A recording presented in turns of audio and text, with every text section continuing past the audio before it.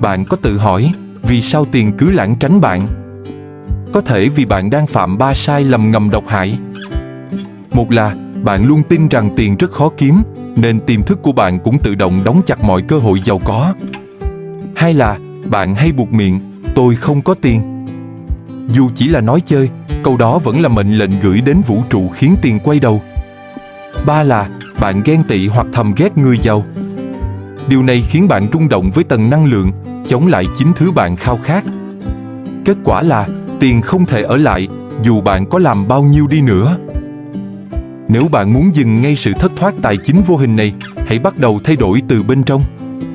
Cuốn sách Luật hấp dẫn tiền bạc sẽ chỉ cho bạn cách hút tiền bằng sóng rung mới, nhẹ nhàng, thực tế, hiệu quả.